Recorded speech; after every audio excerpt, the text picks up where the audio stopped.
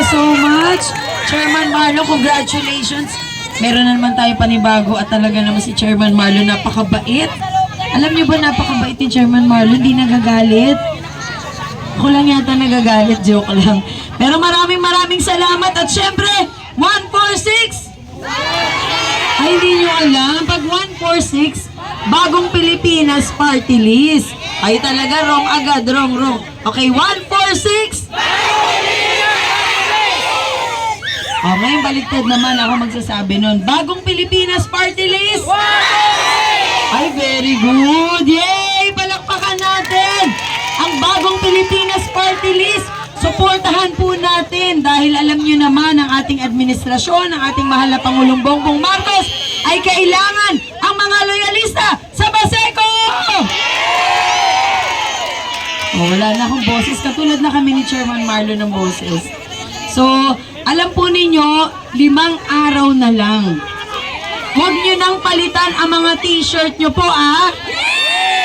Bukas dadalaw ako dito araw-araw hanggang matapos po itong buwan ng Mayo. Baka mamaya, asan si Tata? Ayun. Huwag niyo nang papalitan yung kulay, ha? Sige nga, tignan ko yung mga mukha niyo. Ay, sige, ha? Okay. Bagong Pilipinas Party List! Mara Tamundong! Hindi nyo alam yung number ko. Number 9. Mara Tamundong. Ala, number 10 daw. Wala na akong kasunod. Ako na lang. O, number 9. Napakagaling nyo talaga. Well-trained kayo kay Chairman Marlon. Maraming salamat po sa inyong lahat. Alam po ninyo, hindi biro ang mag-ikot sa 896 barangays. Parang pag pumunta ako dito, pumunta lang ako sa ibang barangay, ma'am, namimiss ka na namin. Parang wala na akong karapatang umalis talaga. Wala na akong karapatang lumipat. Pero ang mahalaga po, kayo po ay araw-araw na sa aking puso. Bakit po ako patuloy pa rin lumalaban para sa inyo? Sapagkat mahal na mahal ko kayo. Gusto ko pong makita ninyo yung tunay na pagbabago sa Maynila. Kasama ang ating Bagong Pilipinas Party List. Na kami po ay mag-combine na talaga, magkaroon ng superpowers para naman super matulungan po ang lahat ng taga-Baseco! Nagsusumba pa rin po kayo? Alam ko sa iba ata kayo nagsumba na eh. Medyo ka lang. Kasi alam niyo every time mayroon kayong mga events po dito sa Baseco, nakatutok po ako sa inyo. Para alam ko po, tuwing ako ay bababa dito, alam ko kung anong nangyayari sa inyo. Baka mamaya na-stress na kayo. So hanapin nyo lang po ako.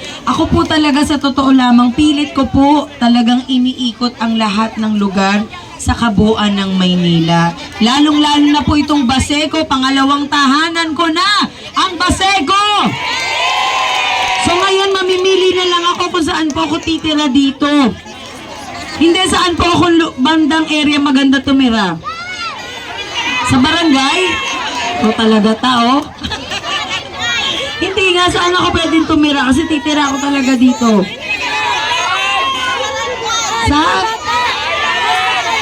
Sa bahay ni Tata. So walang mag-aampun.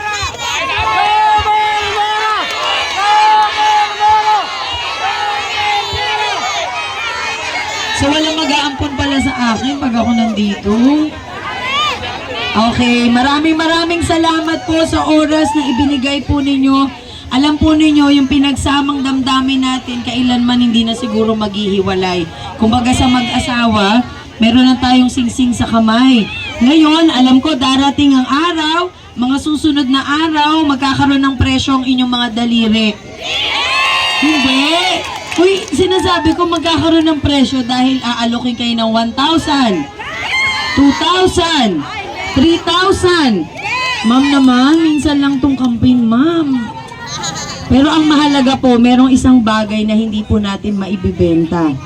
Yan po yung damdamin at puso natin na makapili ng tamang maglilingkod para sa Maynila! At yan po ang gamitin natin sa araw ng May 12 2025. Kaya sana, huwag niyong kalimutan ang Bagong Pilipinas Party List. Anong number? 146 at Mana Tamundong. Yay! Maraming salamat! Thank you so much, Chairman Marlon, sa buong Bagong Pilipinas Party List. Ayan, umuulan na. So, papaalam na ako. Bye-bye! Okay. Saglit lang po.